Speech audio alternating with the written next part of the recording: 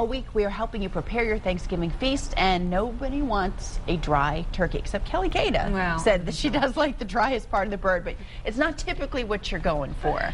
Some people swear by brining, which is basically the method of giving the turkey a saltwater bath. Well, a warning, this only works with a thawed turkey, so if you're going to brine it, you need to plan ahead. Your turkey should be thawed by the day before you need to cook it.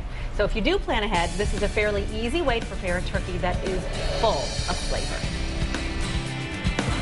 We're talking turkey ahead of the Thanksgiving Day holiday. We know you may want some tips on how to prepare the main course. We're in downtown Norfolk at the market at Harbor Heights. Chef Bob Hirasawa joining us once again. And basically when you're talking about brining, you're talking about salt water. But you're really talking about just marinating the turkey. And why you're doing it is for two basic reasons. One, to infuse some flavor in there, and the other is to get moisture in your bird. If you can find a bird that does not have any additives, not pre-pumped, it'll say something like all natural or no additives. And that's ideally what you want to do with a brine. But if you do have one that is pre-pumped, like this one has a 7% solution, that means it has some sodium already in there. We're adding to a salt water bath. We're just going to adjust that salt. Always remove the goodies that's always in here. And I've always had people forget this part. There's always a package in the front. Okay. All right, so look for two. Look for two. Packages. Right. There's one in the front and one in the back. So brining basically means like a saltwater bath. A saltwater bath. To make things easy, I'm going to take you through a few steps.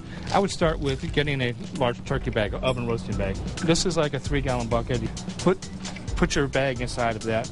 I have determined that I need about 2 gallons of marinade to cover this bird. Oh, and did you tell me how big this turkey was? This is about 11 and a half, 12-pound bird. Okay, so 12-pound turkey. We're going to go with about 1.5 gallons of water.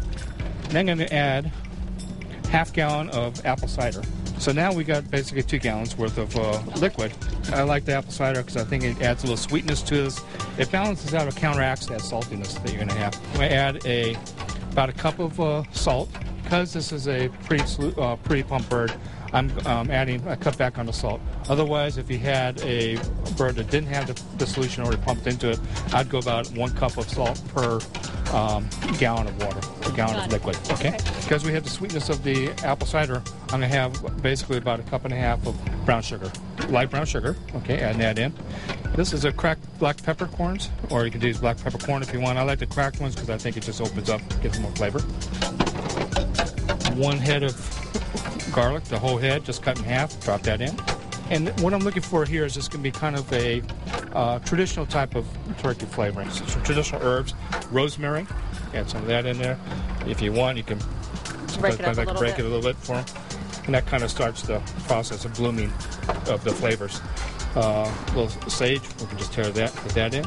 That's about 1 bunch. And about 6 bay leaves. If you want, you can add some other aromatics. And these are things that would actually add for flavor to the bird. The whole orange cut.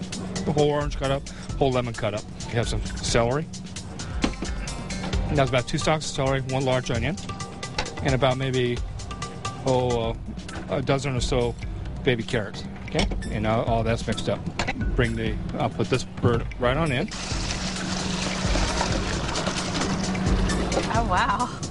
Okay, and actually we've covered the bird here, and you can kind of see that's totally covered the bird, and that's what we're looking for. And what I would do is take it off here, and we're going to seal this up. And you can use a twist tie or heavy rubber band, but you want to make sure this gets pretty well sealed here.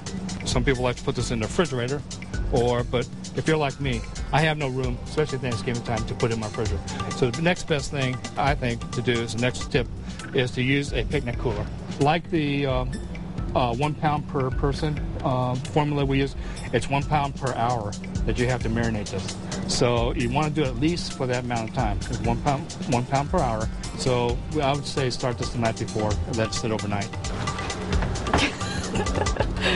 So certainly have some help when you do this, huh? Okay, there we go.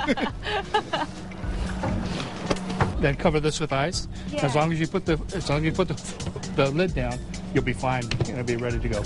And you might want to at least once or twice try to rotate the bird a little bit, just so it make sure that all the marination reaches all the areas. When you take it out, discard the juice, and then rinse the bird once or twice off. Rinse it with water? Rinse with water, just to get that outer. There'll be plenty. Don't worry. There'll be plenty of flavor in the skin already infused in the meat. Whew. Now, you got that done. The work isn't over yet. Once you've washed off the marinade, cook it as normal, whether you decide to roast, to fry, or to smoke your turkey. Now, on Wednesday, we're going to talk about Thanksgiving sides and healthier ways to prepare your traditional holiday favorites. Check out our online recipe, the online recipes, the entire one online at fox43tv.com. While you're there, also check out our web exclusives on fox43tv.com. We have sit-down chats with the chefs.